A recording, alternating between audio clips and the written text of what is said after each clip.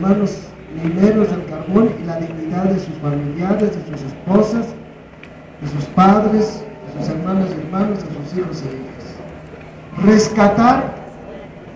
los restos de los hermanos que quedaron sepultados en la mina Pasto de Conchos significa rescatar la dignidad del minero, la dignidad de su familia. Rescatar los restos de nuestros hermanos y hermanas significa rescatar la justicia y la paz para este país, que ya no soporta todas las situaciones de indignidad que la impunidad inducida desde las estructuras gubernamentales en este país está propiciando. Esto que acaba de decir el padre Carlos, de cómo funcionarios de muy alto nivel, porque se trata de secretarios de Estado, están intentando dejar en la impunidad al Grupo México. Es lo que está pasando por todas partes en este momento, en este México convulsionado, violento, de donde cada día se expulsan cantidades más grandes de ciudadanos y ciudadanas con derecho a una vida digna. En la palabra de Dios que hemos escuchado, en la primera lectura que está tomada de la carta a los Hebreos, se está hablando de la fe de los antecesores del pueblo de Israel, el pueblo de donde nació Jesús, el Salvador. Están hablando de cómo estas personas, en un diálogo con el Dios de la verdad y de la vida, porque eso significa la fe, es entender la vida humana, es entender la tierra, es entender su estructura y su organización desde la mente y el corazón de su Creador. Por eso empieza diciendo el autor de la carta a los Hebreos que quienes han actuado construyendo una historia de acuerdo con la mente y el corazón del Creador del mundo y de todo lo que en él existe y el Creador del hombre, son los que han impulsado la historia hasta el momento en que Jesús aparece en medio del mundo, porque lo que está hablando el autor de la carta a los Hebreos es de lo que Jesús dijo e hizo y de las consecuencias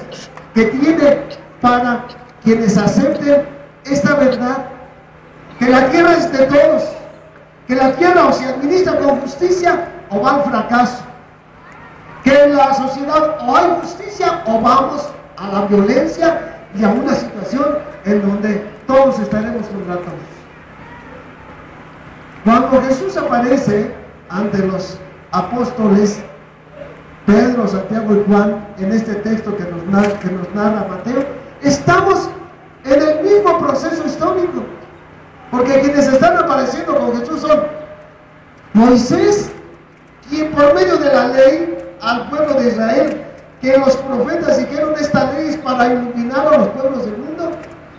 Dios está intentando darle de nuevo racionalidad a la organización de la vida, y por medio de los profetas representados por Elías, Dios hizo ver cómo esas estructuras de racionalidad,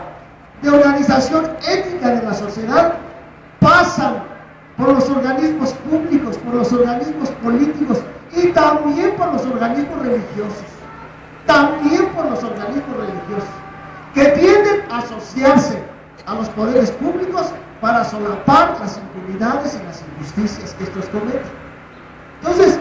los profetas hablaron claramente a autoridades civiles y autoridades religiosas de este proyecto ético, de este proyecto de dignidad para toda la vida humana. Y el hecho de que Jesús aparezca ante estos dos personajes, Moisés y Elías, y que después se escuche la voz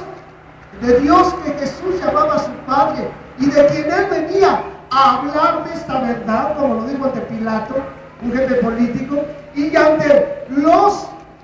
jefes religiosos que fueron los primeros que lo condenaron a muerte, ante las dos autoridades, religiosa y pública. Jesús dijo de parte de quien venía para hablar de este proyecto. Dijo: yo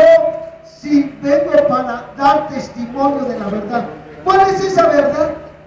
Es el verdadero sentido de la vida humana, que es el que ha estado acompañando a la familia Pasta de Conchos, que es el que ha estado acompañando a quienes nos hemos solidarizado desde hace 5 años con ellos y ellas. Es desde aquí, desde donde partimos, es desde aquí, desde donde nosotros entendemos el verdadero sentido de una sociedad, el verdadero sentido de la función pública, el verdadero sentido de las estructuras de administración de la justicia, el verdadero sentido que tiene una fuente de trabajo, el verdadero sentido del trabajo de una empresa que les da vida digna, seguridad y progreso a quienes trabajan, no para esa empresa, porque parece ser que se sienten los dueños de la tierra y creen que el carbón es de ellos. Y así actúan las autoridades, ¿verdad?, que han declarado el día de ayer en su comunicado, que ellos nos hacemos dueños de este país y que ellos son árbitros de quien muera y de quien viva, de quien progrese y de quien no progrese. Eso es la perversión de la función pública. Eso es montarse de manera perversa sobre una autoridad que la tienen delegada por el pueblo. Porque si el jefe del Ejecutivo los llama a ser sus colaboradores, es porque este pueblo, a ese señor que ostenta la calidad de jefe ejecutivo, le digo, y que eso está muy en duda si realmente es el pueblo, porque no quisieron aclarar las elecciones, eso está muy en duda, de que realmente el pueblo lo haya elegido así, pero así se lo tomó. Entonces, delegado para administrar nuestra vida y nuestros recursos, para administrar nuestro progreso y nuestra dignidad. Y no estamos en un gobierno autoritario, totalitarista, digo, por constitución. Ya de facto ya es otra cosa. Pero no tenemos nosotros por qué estar creyendo que lo que estos señores declaran, por ejemplo, lo que señalaba hace un momento el padre Carlos, de que ellos tienen la carta donde se declara cerrado, solamente porque la comisión de expertos, nosotros vimos la declaración que hicieron. Es la comisión de expertos que dijo, hasta aquí llegó nuestro trabajo, esto continúa los otros departamentos de la OIT, y ya con eso ya está cerrado. De la misma manera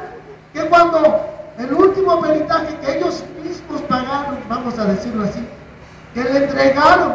a el Consejo Consultivo de Ciencia y Tecnología,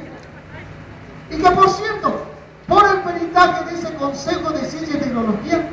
supimos que la declaración que hicieron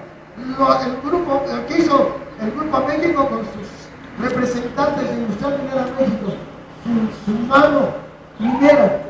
y que apoyó en ese momento el gobierno federal, cuando suspendieron el rescate, la búsqueda de las personas vivas, ellos declararon con esta mentira que la mina estaba totalmente colapsada, que la mina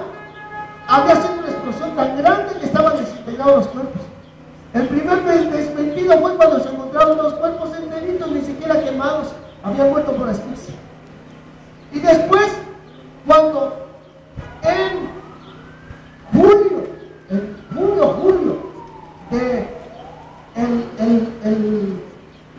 después del 4 de abril de 2007, que ellos interrumpen el rescate ya de los restos, en julio, cuando estos expertos del Consejo Consultivo de Ciencia y Tecnología meten cámaras de video con dispositivos de infrarrojo en la parte de la mina donde estaban los mineros trabajando, allí